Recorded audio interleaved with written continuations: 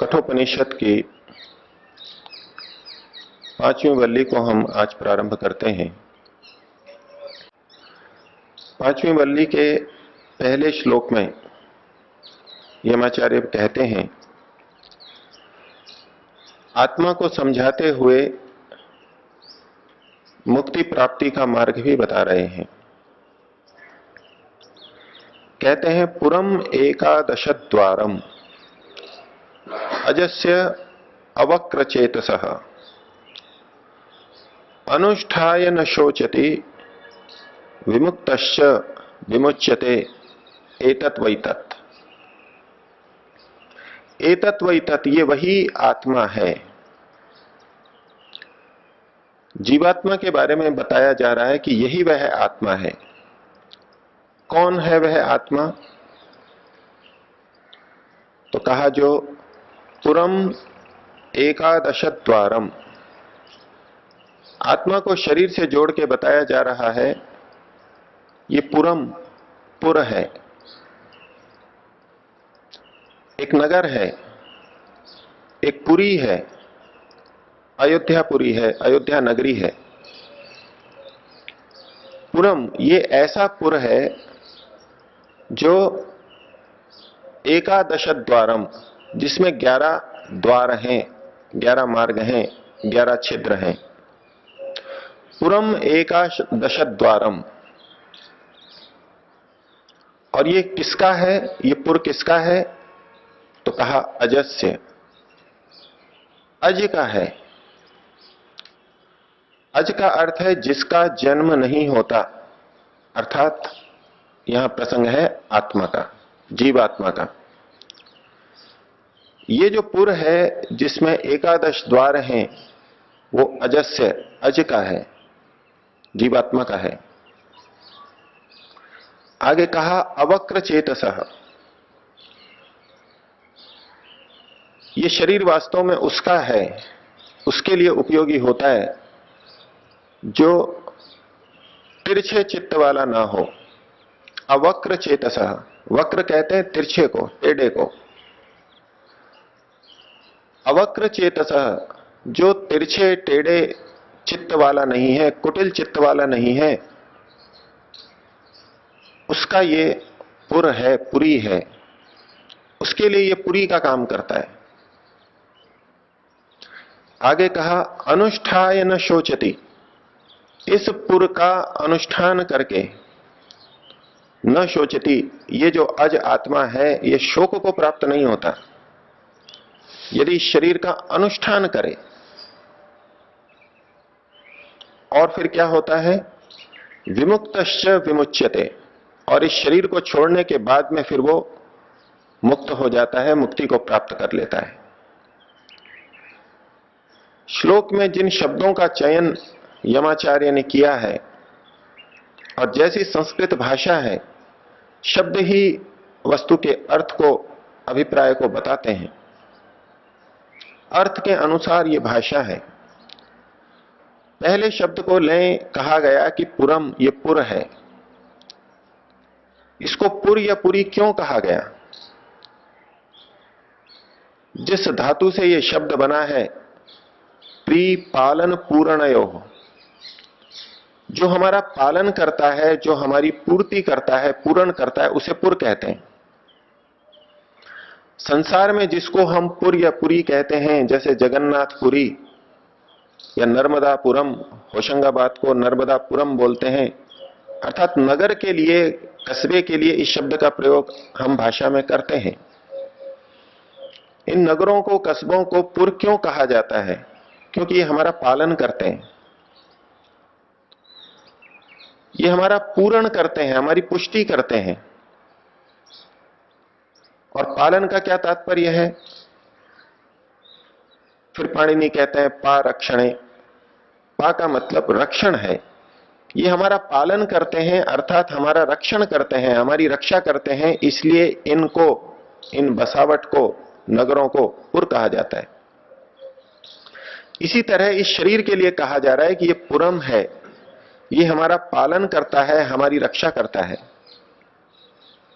हमें पूर्ण करता है, हमारी पूर्ति करता है। हमारी से तात्पर्य है जीवात्मा की। ये शरीर परमात्मा ने हमारी रक्षा के लिए, हमारी पालना के लिए दिया है। ये पुर है और ये हमारी पूर्ति भी करता है। बिना शरीर के और शरीर में स्थित इंद्रियों के हम कुछ जान नहीं सकते, और जान नहीं सकते तो कुछ कर भी नहीं सकते। इस शरीर के माध्यम से, इंद्रियों के माध्यम से सतत ज्ञान, अनुभव, संवेदना अंदर जा रही है, हमारी पूर्ति हो रही है। हम जानना चाहते हैं, हम इच्छा करते हैं, हम यत्न करना चाहते हैं, हम क्रिया करना चाहते हैं, इन सब की पूर्ति ये शरीर करता है। इसलिए इसका नाम है पुर। और ये किसकी पालना और पूर्ति करेगा, पोषण करेगा, उसके लिए आगे कहा अवक्र चेतसः। इस पुर को समझने के लिए और बात कही, कहीं और किसी पुरी का कोई तात्पर्य न ले ले, तो कहा पुरम एकादश द्वारम। इसके 11 द्वार हैं। गले के ऊपर के भाग में 7 द्वार हैं, 2 नेत्र, 2 कान, नाक के 2 छिद्र और 1 मुख का छिद्र। ये 7 द्वार हुए। और नाभि के नीचे 2 द्वार हैं, 1 मल का द्वार और 1 मूत्र का द्वार। 7 और 2 9। 9 द्वार तो बड़े प्रचलित हैं और हम सुनते रहते हैं। वेद में भी इस पुरी को, अयोध्या नगरी को 9 द्वार वाली कहा है। अथर्ववेद का एक मंत्र है, अष्टचक्रा नवद्वारा देवानाम पूर अयोध्या। ये देवताओं की नगरी अयोध्या है, जिसमें कि 9 द्वार हैं, 8 चक्र हैं। तो जिन 9 द्वारों को मैंने उल्लेखित किया, गले के ऊपर 7 और नाभि के नीचे 2, ये 9 द्वार का उल्लेख वेद के अंदर भी आता है। और मुख्य द्वार यही 9 हैं। लेकिन यहां पर एकादश द्वारम करके 11 द्वार बताए हैं। तो टीकाकारों ने यहां 2 द्वारों को और जोड़ा, उपनिषदकार के तात्पर्य को समझाने के लिए। एक द्वार है नाभि का द्वार। जन्म लेने के बाद तो ये द्वार कार्य नहीं करता, बंद हो जाता है। लेकिन गर्भावस्था में बच्चे को मां से जो पोषण मिलता है, वो इसी नाभि द्वार से मिलता है, नाभि नाल से मिलता है। तो ये भी द्वार है हमारा। ये 10वां द्वार हो गया। और 11वां द्वार ब्रह्मरंध्र को स्वीकार किया गया। सिर के ऊपर का सबसे शीर्ष भाग ब्रह्मरंध्र के नाम से कहा जाता है। और कुछ लोग कोमल तालु को भी इस रूप में लेते हैं। जो छोटे बच्चे होते हैं, बिल्कुल शिशु होते हैं, उनके सिर के ऊपर आप हाथ रख के देखेंगे तो एक गोल छिद्र, मृदु छिद्र सिर पे हमको स्पर्श में आएगा। बड़े होने के बाद वो हड्डी से ढक जाता है, इसलिए प्रतीत नहीं होता। एक इसको 11वां द्वार स्वीकार किया गया। एकादश द्वारम, पुरम एकादश द्वारम। इसकी दूसरी ढंग से भी व्याख्या की जाती है। 9 द्वार तो जो हैं वो हैं ही, उसके तो अलावा 2 द्वारों को और स्वीकार किया जाता है। शरीर रचना की दृष्टि से देखें तो गले के ऊपर हमने 7 द्वार स्वीकार किए थे, यानी मुख का द्वार। मुख का द्वार एक हमने स्वीकार किया था। लेकिन मुख को अगर अंदर पीछे की तरफ देखें, गले में जब उतरेंगे तो वो द्वार 2 भागों में बंट जाता है।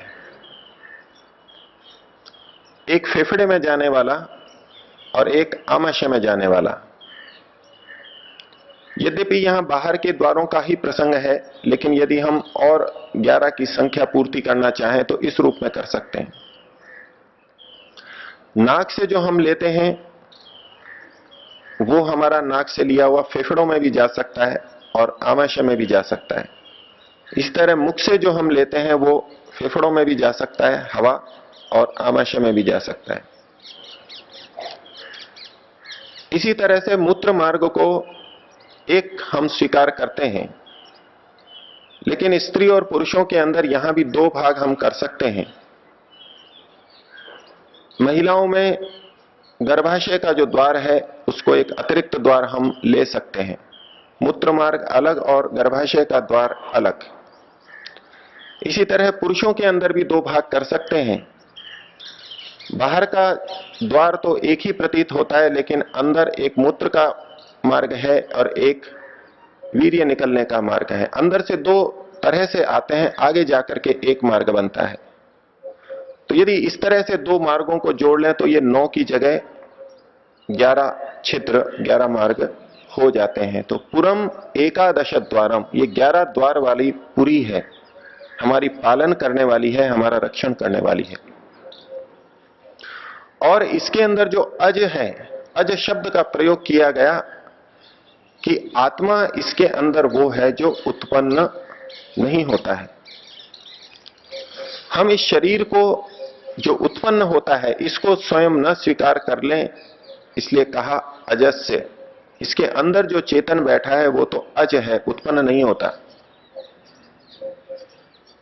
अनेक बार एक प्रश्न जिज्ञासु लोग रखते हैं, उनके मन में प्रश्न होता है कि एक तरफ आत्मा को अजन्मा कहा गया, अजर अमर कहा गया, ये मरता नहीं है, इसका जन्म नहीं होता।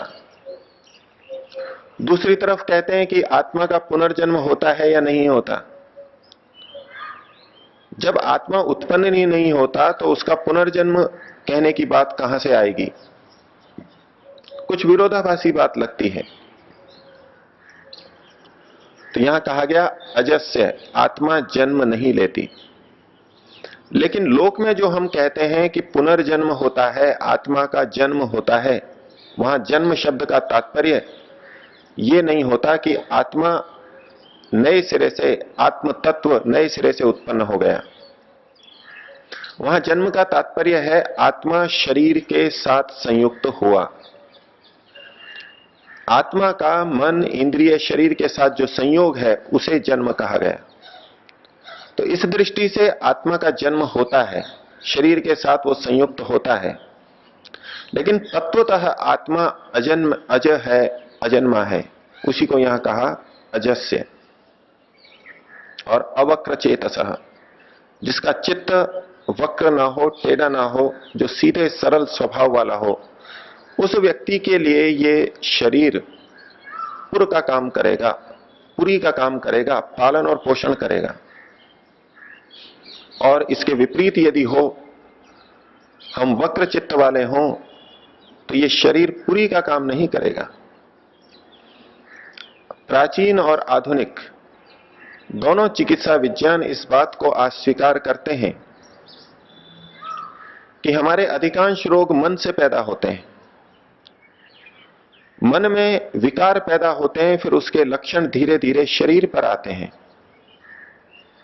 और फिर संयुक्त रूप से रोग रहता है, मानसिक और शारीरिक मिश्रित रोग बहुत सारे हैं।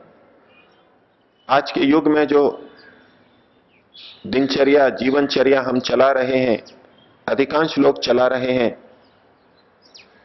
वो तनाव और दबाव से ग्रस्त होकर के जब उच्च रक्तचाप या निम्न रक्तचाप, कोलेस्ट्रॉल का बढ़ना, अम्ल पित्त, एसिडिटी, आमाशय में व्रण होना, अल्सर होना, आंतों में अल्सर हो जाना, अनिद्रा का रोग, अपच का रोग इत्यादि बहुत सारे रोग दिखने में शारीरिक लगते हैं, लेकिन इनके पीछे मन का कारण विद्यमान है। उस स्थिति में यह शरीर वास्तव में पुर नहीं रहता, पालन और पोषण उस स्तर पर नहीं कर पाता। यदि हम अवक्र चेत रहें तो यह शरीर हमें पूरा पालन और पोषण प्रदान करेगा। ऐसा शरीर ईश्वर ने हमें बना के दिया है। अयोध्या शब्द का क्या तात्पर्य है? अयोध्या नगरी हमने श्री राम की नगरी के रूप में स्वीकार की है, ऐतिहासिक नगरी। इस शरीर को भी अयोध्या कहा गया। अ और योध्या दो अलग अलग कर दें। अ यानी निषेध कर रहे हैं, मना कर रहे हैं। अयोध्या ये युद्ध करने योग्य नहीं है। जिस धातु से युद्ध शब्द बनता है उसी से योद्धा बना है। ये शरीर प्रतिकार संघर्ष के योग्य नहीं है, ये मुकाबले के योग्य नहीं है। क्या तात्पर्य है? हम शरीर के साथ में युद्ध करते हैं, युद्ध की तरह संघर्ष करते हैं। ये शरीर ऐसा है जिसके साथ हम युद्ध नहीं कर सकते, हमको युद्ध नहीं करना चाहिए। ये इतना श्रेष्ठ है कि इसके साथ हम युद्ध ना करें। और रामचंद्र जी की जो अयोध्या नगरी थी, उसका तीसरा एक अर्थ और ले सकते हैं कि जिसके साथ यदि युद्ध किया भी जाए, मुकाबला किया भी जाए, तो पराजय आक्रमणकारी की ही होगी। उस अयोध्या नगरी को कुछ नहीं बिगड़ेगा। प्रकृति के नियमों के विपरीत चल करके इस शरीर के साथ में युद्ध करते हैं और उस युद्ध के परिणाम स्वरूप हम स्वयं हानि उठाते हैं। तो शब्द जब कहा गया वेद में कि ये ऐसा पुर है, पालन और पोषण करने वाला है, जो कि अयोध्या है, इसके साथ युद्ध नहीं हो सकता, युद्ध नहीं कर सकते, हमें युद्ध नहीं करना चाहिए। एक समय था कुछ दशक पूर्व, चिकित्सक से पूछें कि हम क्या खाएं या क्या पिएं, तो कहा करते थे कुछ भी खाइए, कुछ भी कीजिए, औषधि लीजिए। एसिडिटी हो गई है, एंटासिड ले लीजिए। अंदर अम्ल उत्पन्न हो रहा है, अम्ल को नष्ट करने वाली औषधि ले लीजिए। पूछें क्या खाएं पिएं, कुछ भी खाइए। लेकिन आज कुछ दशक बाद में आधुनिक चिकित्सा विज्ञान की भी ये स्थिति नहीं है। वो भी पथ्य बताने लगे हैं, इस रोग में ये खाइए, इस रोग में ये मत खाइए। कोलेस्ट्रॉल है तो चिकनी चीजें कम खाइए, अम्लपित्त है तो मिर्च मसाले कम खाइए। आयुर्वेद में तो बहुत पहले से पथ्य का बड़ा विस्तार से कथन है, और वैद्य के पास जाओ तो कुछ ना कुछ ये परहेज अवश्य बताएगा। इस शरीर को जो जितना पढ़ेगा, जानेगा निष्पक्ष भाव से, वो इन्हीं निष्कर्षों पर आएगा कि ये अयोध्या है, इसके साथ आप युद्ध नहीं कर सकते। इसका हमको क्या करना है? इस शरीर का तो हमको अनुष्ठान करना है। जो नियम इस प्रकृति ने बना रखे हैं, परमात्मा ने शरीर के नियम बताए हैं, उसके अनुरूप हमको चलना है, ये इसका अनुष्ठान है। गीता के अंदर योग की स्थिति प्राप्त करने के लिए कहा, युक्ताहार विहारस्य युक्त चेष्टस्य कर्मसु युक्त स्वप्नावबोधस्य योगो भवति दुःखः। उचित आहार, उचित विहार, उचित कर्म, उचित निद्रा, ये क्यों कहा जा रहा है? ओ